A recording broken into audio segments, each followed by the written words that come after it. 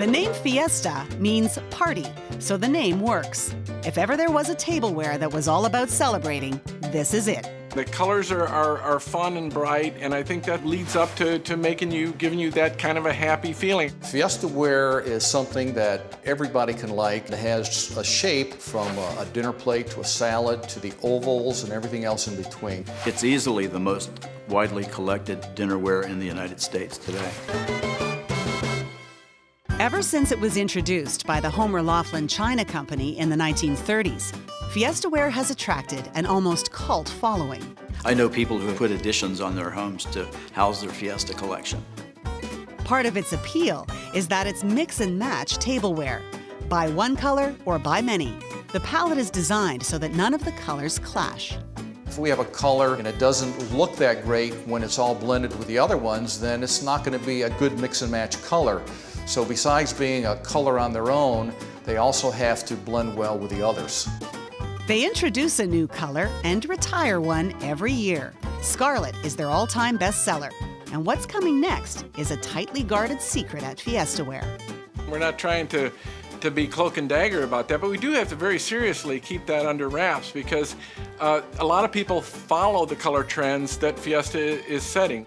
Inspiration for their color selection comes from a variety of sources. Take their latest, paprika. That was a color that was popular on automobiles a few years ago when we had some in the parking lot, and we went out there with a spectrophotometer and actually read the color off of the hood of a pickup truck and a car to get started. Fiestaware is also famous for those concentric rings found on every piece, from plates to mugs to creamers. The shape of Fiesta was Art Deco, and at that time was the latest thing. And over the years, that Fiesta shape has never gone out of style. It's just as modern today as it was 60, 70 years ago.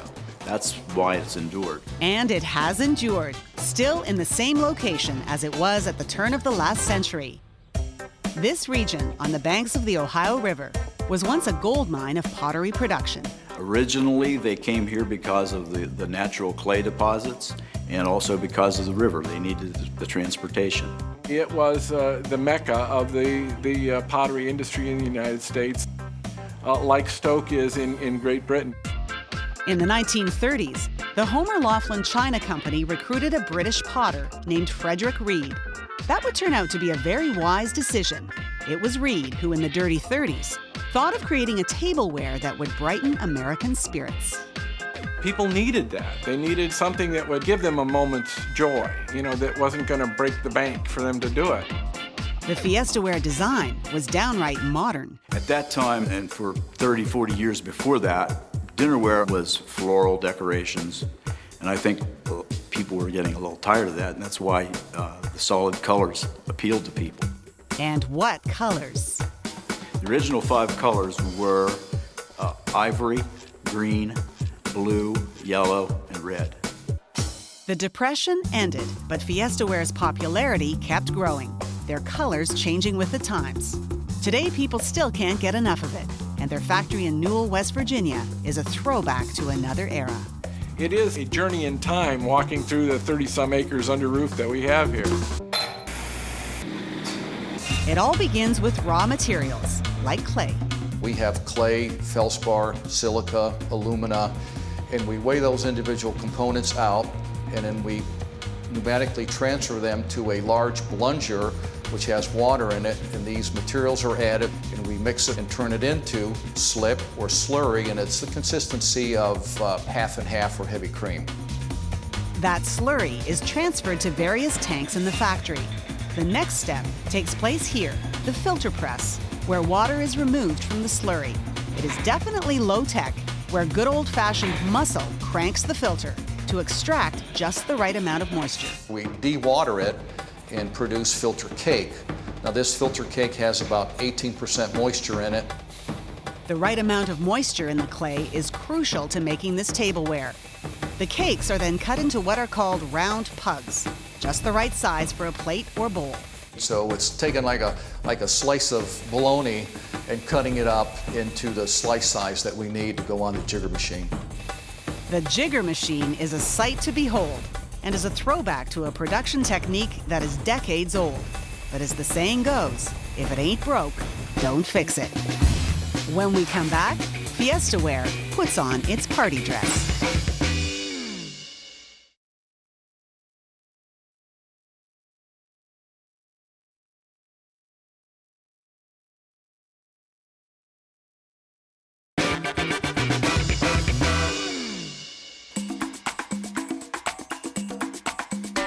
Fiestaware is a throwback to Art Deco design of the 1930s, but retro is in, and Fiestaware is more popular than ever.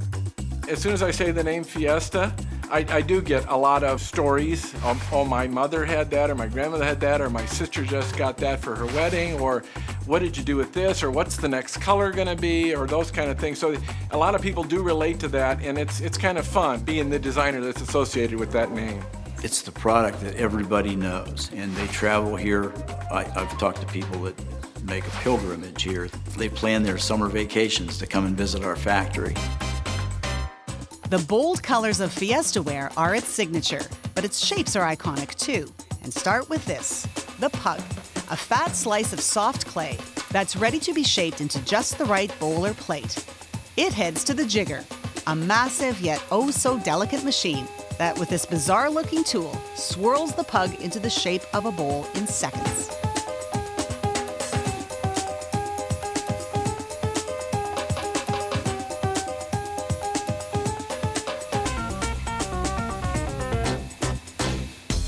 What's called hollowware, like mugs and pitchers, are made through a different method, casting.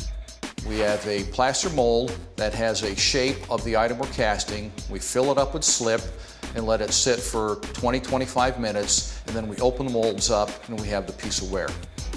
And there's another process for creating unusual asymmetrical shapes, called a ram press. This literally squeezes the pug between two plaster dies, and voila, a triangular plate emerges.